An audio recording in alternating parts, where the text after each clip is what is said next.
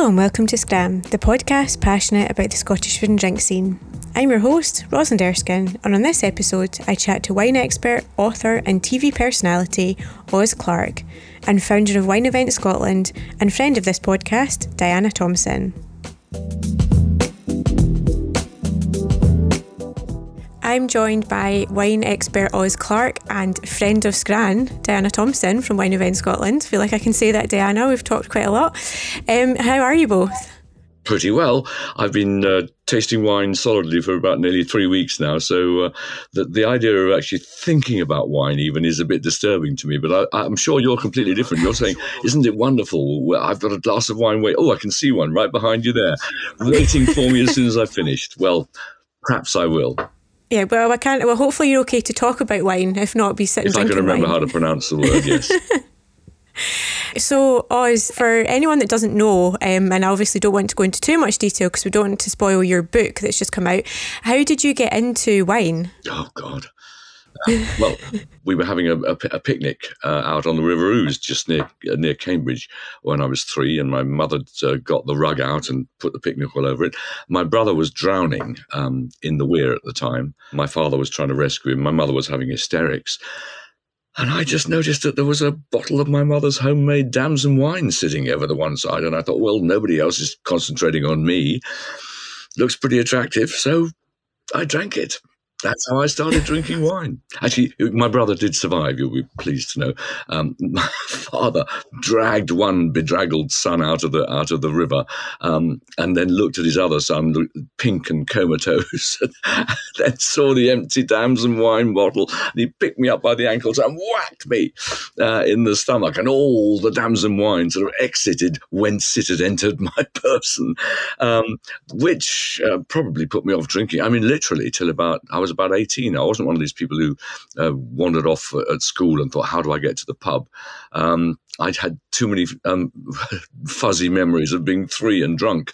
But it did actually give me a long-lasting pleasure in wines that taste of damsons, like one of the ones that I know that Edinburgh Uncorked is going to be having, Malbec from Argentina. It's good to know it's not put you off then. We lived up in the countryside. My parents didn't drink wine. Like, they drank 2 bottles of wine a year. And, my dad was a doctor in the coal mines. It was perfectly normal not to drink wine. Nowadays, you think, well, in middle class, you'd be drinking wine. But we didn't. At the end of the 60s, 5% of the British nation drank wine. Now they reckon 85% do. It's a complete and total change. So coming from a non-wine drinking background was perfectly normal. And then I finally got up to university, and with very little money in my pocket, but an enormous amount of enthusiasm for the gilded youth life of Evelyn Waugh and Max Beerbohm and all these people. I wanted to live that life that they lived without any money. And one of the things I discovered was that there was a university wine tasting club. And of course, university wine tasting club, it was subsidised, and it was £2 a term, and you got 4 tastings.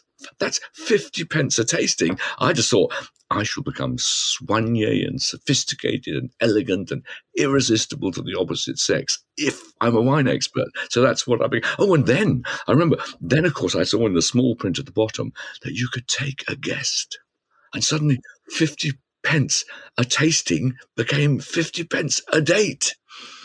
So that's really how I got involved in wine tasting, looking for a cheap date.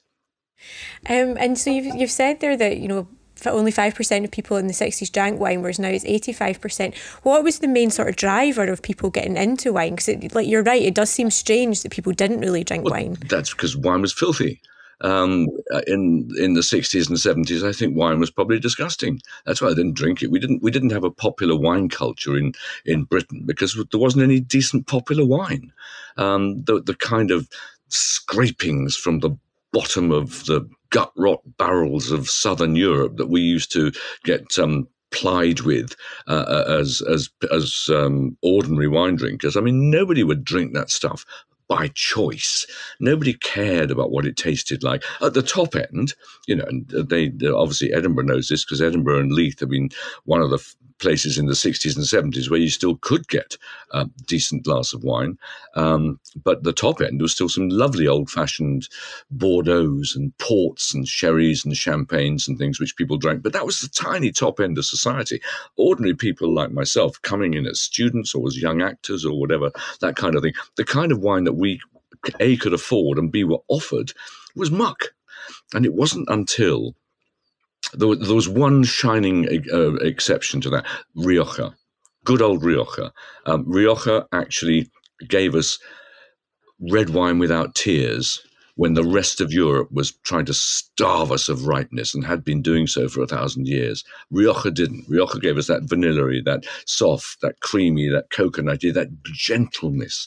When most red wine would rip the insides of your tonsils off, Rioja wouldn't. Rioja would soothe your tonsils back into place. But what happened, and this would have been end of the 80s, the New World came along.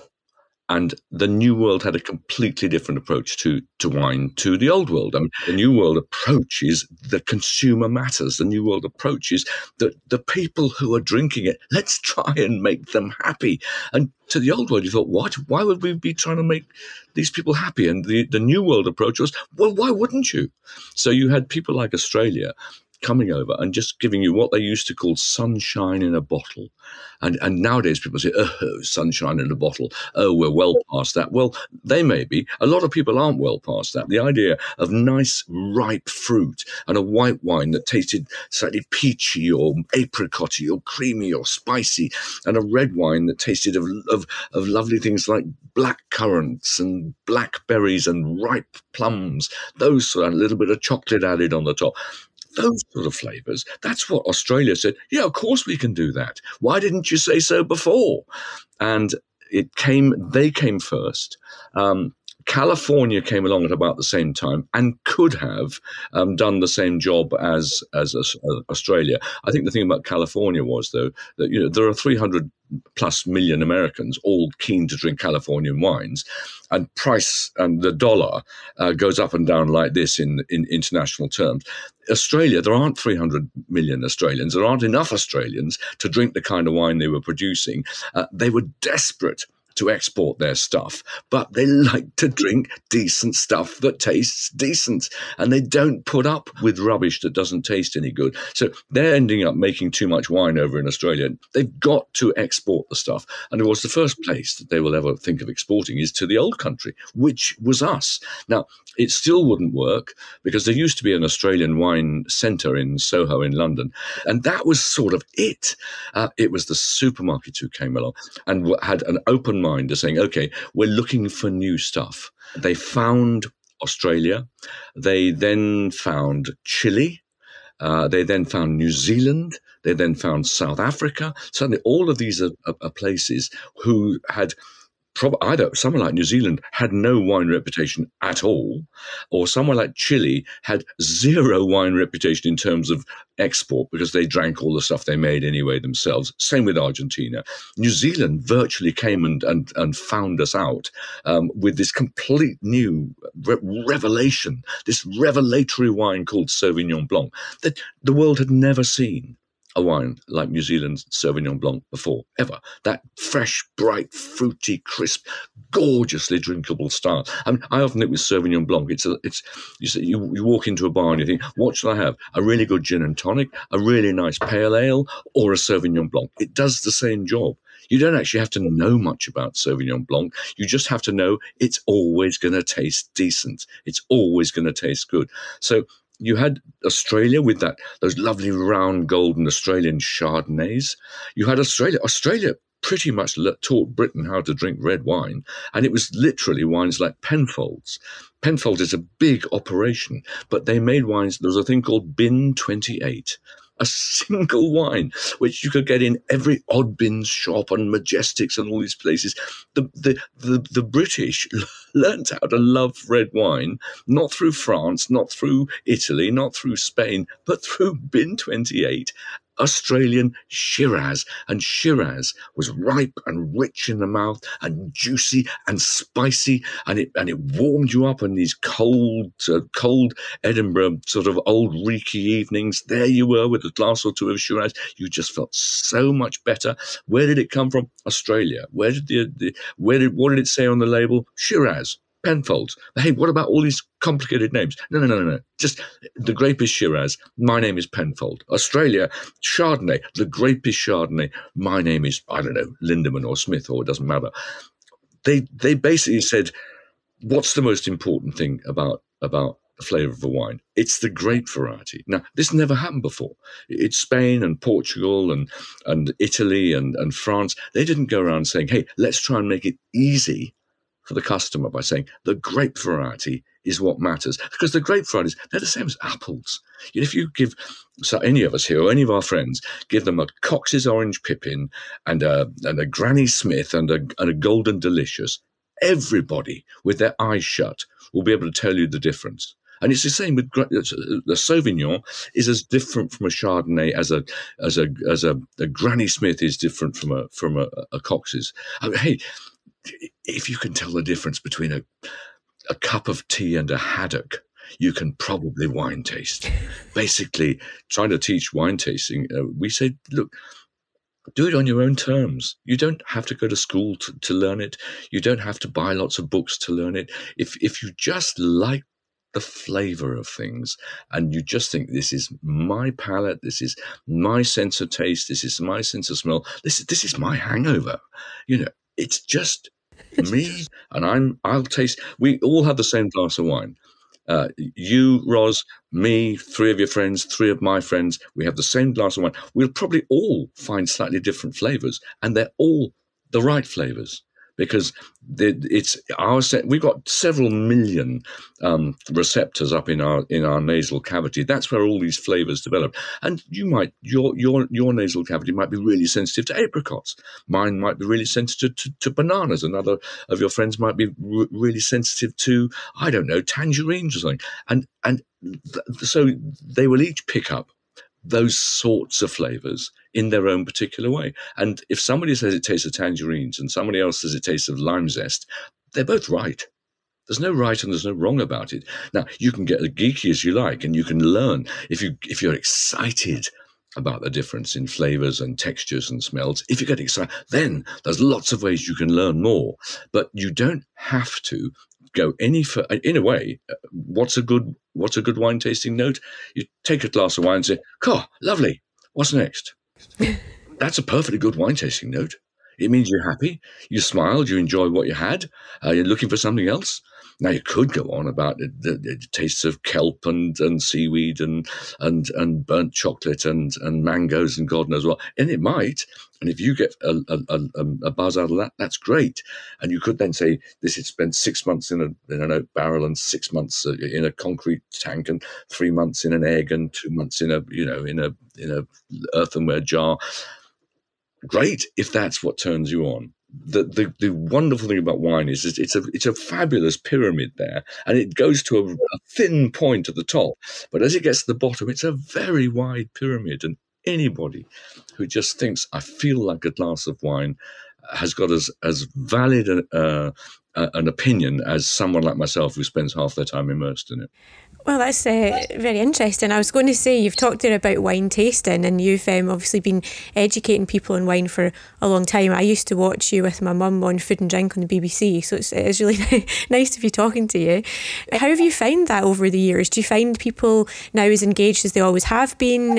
How do you find in sort of introducing new people to wine? I think that far more people now have got far more ideas about wine. When we were doing Food and Drink, I forgot to mention my beloved Julie Goulden, who was an absolute superstar and very, very important in leading the whole British nation towards drinking wine, and always prepared to take a wine head on, completely regardless of reality, would then describe it in whatever way she wanted to describe it.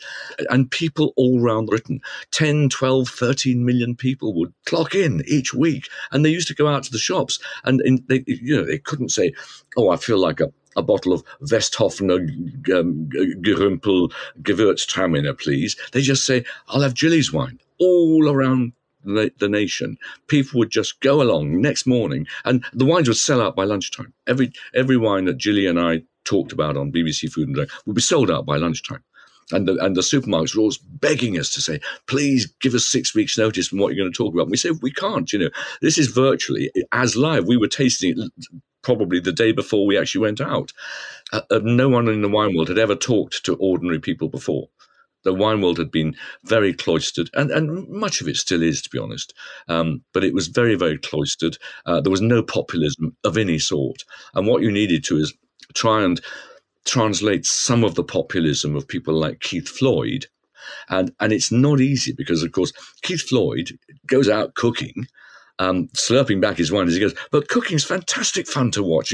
Everyone's making stuff and cutting stuff and dropping stuff and boiling and frying and spicing. It's as many people have said, cooking became the new rock and roll in probably the 1990s into the noughties. But wine is just a glass of liquid. You've got to make it all up as you go along. And when you're cooking, you're tasting fantastic things that actually taste of themselves. A shrimp tastes like a shrimp. Rosemary tastes like rosemary. Wine's got no language of its own at all. A glass of wine, you have to borrow language all the time to say what it tastes like. I can't pick up a glass and say to you, this tastes like Cabernet Sauvignon, because you're going to go, so? What does that mean? I have to say it tastes of blackcurrants, but not just raw blackcurrants. It tastes of blackcurrant jam. Hey, but not any blackcurrant jam. It tastes of my mum's blackcurrant jam. We used to have when we were kids, and how do we have it? We cut a great slice of white bread. We slathered it with salted butter. We poured on my mum's blackcurrant jam, preferably the first jar of the first lot that she'd made this year. That's the smell and the taste of blackcurrants that I get. And then the blackberries are different. Again, not a raw blackberry particularly. It's more likely to be cooked blackberries, blackberry crumble, blackberry jelly, those sort of things. But I'm going back into my memory, into my life, drawing out memories and experiences, putting them into this glass, which is just called a glass of dark liquid called Cabernet Sauvignon. Glass of dark liquid called Cabernet Sauvignon is not going to make a single person want to drink wine. But also the flavours weren't there until the New World came in, until Australia came in, until New Zealand came in, until South Africa, Chile, Argentina. They came in with flavours which were based on fruit, based on the grape variety. And again, each grape variety tastes different, so put it on the label. Make it easy. Malbec, we've got to learn that. 10 years ago, nobody knew what Malbec was. Now, nearly everyone who drinks wine knows Malbec is simple. It's that grape that comes from Argentina, and you only need to know half a dozen. Chardonnay, that softer, more golden one. Sauvignon, that sharper, greener one. Pinot Noir, that lighter red one, sort of strawberryish. Shiraz, that round, rich, spicy one. Cabernet, that rather angular one, the one that makes you chew a bit in your mouth. I've mentioned 5 grape varieties, and you've already got as much knowledge as you need to know to have perfectly happy 12 months of wine drinking. And then you might think, well, what about countries? Australia's normally it's hot in Australia. So hot things give you more tropical flavours. There'll be more peaches and more apricots and more things like kumquats, if anybody knows what a kumquat tastes like. More, things like those orange melons rather than white melons. Those sort of flavours you get from Australia. New Zealand, it's colder. It's right. It's way down in the southern seas. It's pretty cold in the South Island of New Zealand. So then suddenly you're going into great flavours like green apples and green gages and kiwi fruit and lime zest and those sort of things that just say, okay, I like that slightly cooler style of wine. I go to New Zealand. I like that slightly warmer style of wine. I go to Australia. Chile's a very interesting place because it's so long that you start in the Atacama Desert at the top and you end up virtually in Patagonia. So basically Chile can offer you every possible type of wine, from big and rich and juicy and spicy to something really elegant and sort of refined and reserved. So you're sort of looking into the wine thinking, I wonder what's there, I wonder what's there. Now, if you're thinking, I wonder what's there, I wonder what's there, that's not much good for someone who just wants to knock back a glass or two of white. That the job for them, New Zealand Sauvignon Blanc, no one does it better. But there are grapes like Riesling, which can grow down in Patagonia, in Chile. They also grow in France and Germany and places like that. Oh, and Australia, by the way. Of course, Australian Riesling, what does it taste like? It tastes about twice as strong as other people's Riesling. Why? Because it's made by Australians in Australia, and Australia does bigger flavours. But something like Riesling is a great. The wine geeks are always trying to say, oh, Riesling is the next most famous grape. Everyone's going to love Riesling. It's going to become the new Chardonnay. Never does, because it's at heart, it's a wine geek's sort of style of wine. You have to work a bit at most Rieslings to think, what's there? That's not what most people want to do. They want what's there to be bang in your face like that. That's what Chardonnay does. That's what Sauvignon does. That's what Shiraz does. Merlot does that. Malbec. Pinot Noir, interestingly enough, doesn't. Pinot Noir demands a bit more thought, a bit more extra consideration. Therefore, Pinot Noir it's a wine geek's grape. Merlot doesn't demand anything like the same intellectual approach. So that's everybody's grape. You've mentioned all the wine varieties, the grape varieties and areas and things. What do you think the future of wine is, given global warming? And are you quite surprised that England is now producing wine? I'm delighted England's producing. I'm not surprised at all, because I've sort of been in it. It's a wonderful ride, English wine, and eventually, by the way, Scottish wine. You've had one or two attempts at Scottish vineyards. There's a fellow on Fife. There's a fellow on Fife, somewhere over on the Tay. Another chap on the South African guy on the Tay. There's an experimental vineyard up in Aberdeenshire at the moment. It's 0.09 hectares, but it's growing all kinds of grape varieties, which can grow in places like the Baltic states and in Scandinavia. So they'd probably be okay in Scotland, because one forgets about Scotland is that the east side of Scotland is relatively dry. All you need is a bit more heat. If you look at Perthshire and going across to Fife and then up towards Aberdeenshire, there's lots of good market gardens, herbs. The herb industry is really good there. You produce wonderful herbs on the east side of Scotland there, just north of the Tay. What about Wales? They were saying, oh, Wales has got to be too cold, got to be too wet. Well, of course, most of Wales is too wet, but the reason that the rest of Wales isn't too wet is because most of Wales is. Most of Wales is great big mountains like that, and then it's pouring with rain all the time, which means past those mountains, there are going to be valleys where the sun shines all the time. I was in the Conwy Valley last summer and in the Vale of Denbigh, which is just further along. Each time I was standing in bright sunshine, tasting, by the way, Chardonnay and Pinot Noir wines. In other words, wines that you think, oh, those are classic French grape varieties. Surely it'll be far too cold in Wales to ripen those, because they need more sunshine. It's not in years like 2020, not in years like 2022. You've got ample sunshine in somewhere like Wales. Not everywhere, in some parts of Wales. Yorkshire has now got 25 different vineyards. Yorkshire has got a vineyard trail. That's wine tourism. That's the kind of thing they have in Champagne or in Burgundy. Nope, Yorkshire's got a vineyard trail. And when it comes to what's happening in the south of England, the thing about the south of England is we've got basically the same geology as the Champagne region, which is based on Cretaceous chalk, all those wonderful white chalk cliffs. That's exactly the same soil as they grow the best Champagnes on. And Champagne is an area northeast of Paris. It's only 2 hours drive from Calais. And so the White Cliffs of Calais are exactly the same as the Champagne soil, and the White Cliffs of Calais are exactly the same as the White Cliffs of Dover. So it all over southern England, you've got the same basic soil as Champagne, and that runs up to north of the Humber. So if you're in places like just north of Hull, you've got the same soil as Champagne. If you're in Norfolk, you've got the same soil as Champagne. The Champagne is like there. You just go round a bit like that. You've gone to Chablis. Chablis is a cough and a spit away from Champagne. Now Chablis is basically a slightly different soil, limestone rather than chalk, but pretty similar. And that runs all the way up from Dorset, up to the Midlands, up to Middlesbrough. And that, in the next 5 or 10 years, we're going to find that exploited more and more and more, right the way up to someone like Middlesbrough. And we can keep everything crossed for a Fife wine as well. Fife, I'm sure Fife will work. The dear old Charlie Trotter, I think his name was, the chap. He had a go, and he's just a generation too early. If you can grow and ripen all those soft fruits all the way in places like Perthshire and along the Tay, if you can do soft fruits, just a little bit more heat, you'll be able to do grapes, because grapes have got much better protection against the diseases of dampness than something like a raspberry or a strawberry has.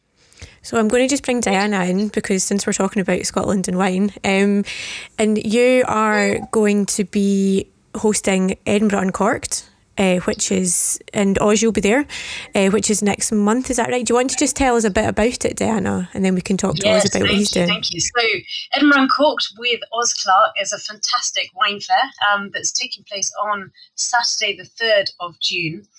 There are 2 sessions to choose from. You can come from 12 till 3 or 4 till 7. And we've got 35 producers there who are literally showing wines from all over the world. They're each showing at least 6 wines. So you can do the maths of how many hundreds of wines we're going to have. But there's going to be ones that you will have seen before, so you can revisit those, ones you can explore and discover for yourself. And it's going to be a fantastic day out. Diana, that's fantastic. I mean, over 200 wines. I mean, those of you who haven't been to a wine fair before, you really should come along, because it's fantastic fun. And where else can you go in and say, I've got 200 wines today, where do I start? All I can say is, don't waste time. Get there early, use your 3 hours, and you'll be absolutely amazed, A, how much fun you have, and B, how much you can learn if you want to. And if you just want to have a good time with your friends, well, you can do that too. That's right. It's the assembly rooms on Good Street, yes. Assembly rooms. God, I did a show there once with a group called Morris Minor and the Majors. And I think Donovan was there as well. God, that'll show you a few years ago. And Diana, did it come from a sort of similar vein of wanting to just inform people about wine? Like, what was the sort of thinking behind it all? Yes, absolutely. So I started a Facebook page, which is Edinburgh Uncorked, and it's obviously it's there today. And the idea was that if people are out, they find a wine that they like, take a photo of it and pop it on Edinburgh Uncorked and tell people where you can get it. Or if you're in the supermarket, you see a wine you like, or something special offer, take a photo, tell people about it. And it's the idea, it's great wines at great prices. And that's exactly what we're talking to the producers about, choosing the wines that they're going to show. They've all got to be great wines at great prices. So whatever level, whether it's entry level or whether it's top end, they're showing great value for money, and they're great wines. And you can buy them on the day, can't you? Yes, a lot of the producers will be selling on the day, or you can place orders, and there'll be special offers galore as well. But just tell me, when I buy my ticket, I then go in. I've got my ticket, and for the next 3 hours, I can taste whatever I want. I don't have to pay again. Absolutely. No, you come in and your ticket, so tickets are from £25. If there's 4 of you, it's £25 each. If you're just on your own or a couple of you, it's £30. And you can taste as much as you like, and talk as much as you like to the producers there. So do the math. Absolutely. Do the math. To use an Americanism. And we're going to be announcing masterclasses soon as well. So there'll be 2 masterclasses per session to choose from as well. So that'll be fun. I mean, if you feel like, okay, let's do some serious wine tasting. Masterclasses are good fun, because you get real experts coming in saying, okay, I've got a bunch of people who actually want to know about the terroir and the grape varieties and the way that the winemakers behave and all this kind of thing. So they're fantastic for those on the next rung up. But those of you who don't want to go to that next rung up, stick around on the floor and taste another 50 wines. Well, it sounds great, especially on a weekend in June when hopefully there's nice weather and we can all get a rosé. Rosé, it's only 2 weeks off Midsummer Night. Oh, don't. So in other words, once we've finished Edinburgh Uncorked, there'll be another hour or 2 of sunshine for you to go and get your bottle of rosé and sit out in the sunshine and think, I'd have had a really good time at Edinburgh Uncorked. And you've probably made about 10 new friends as well. We've also written a blog, if people are interested, which you can find on the booking page, if you're coming to Edinburgh, of things you can do in Edinburgh. So it's like that. After the show, why don't you go to Prince Street Gardens and enjoy a glass of rosé? Or why don't you go to Harvey Nichols beforehand and have brunch just to set you up. And, Good. And we also have a wonderful, the Edinburgh Food Safari. Nell Nelson, she's going to be doing a food tour the following day as well. That'll be brilliant. Yeah, sounds good. And finally, if you could only take 3 drinks onto a desert island, what would they be and why?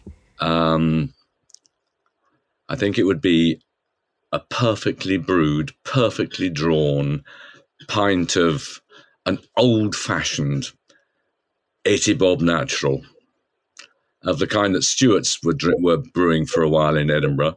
And that long ago you used to get from Youngers, or even better, you used to get them from Lorimer and Clarke. And there are a few people who will remember Lorimer and Clarke was a wonderful brewery, which eventually I think it was somewhere down just near Haymarket, the brewery. But Lorimer and Clarke's Pale Ale, you have to be 105 years old to know what I'm talking about. It would be a perfectly balanced pint of really properly brewed beer, which I would take. Diana, what would be your 3 drinks that you take on a desert island? Or a drink? I think, I'll take a couple. I think some sparkling wine, and it doesn't need to be champagne. It could be fantastic Cat Classique from South Africa, or just sparkling wine from Australia. And a second one, I think, after us talking about Sauvignon Blanc from New Zealand, I think a lovely, fresh Sauvignon Blanc from New Zealand. And if you had to say to me, Ros, one wine that I think I would take, it would be a really nice, fresh Sauvignon Blanc from New Zealand for my desert island wine. I feel like now we're all going to finish up and have a nice, fresh glass of Sauvignon Blanc. Yeah, well, I've got one back there. Maybe it's time I tried it. Yeah, definitely. Well, thank you very much, both. It's been great to chat and find out more about wine and the event. And just quickly, for anyone who wants to get tickets, what's your website, Diana? It's wineeventscotland.co.uk, or on social media at wineeventscot. Okay, well, thank you very much, and I hope it goes well, and we'll see you there. Fantastic, thank you. See you then. Thank you. Bye. Thanks to Oz and Diana for being my guests on this episode. Edinburgh Uncorked sounds like a fabulous event, and I'm sure we're now all craving a chilled glass of Sauvignon Blanc. Thanks to you too for listening. Please remember to rate, review and subscribe so you never miss an episode. Scran is a laudable podcast that's co-produced and hosted by me, Rosalind Erskine, and co-produced, edited and mixed by Kelly Crichton.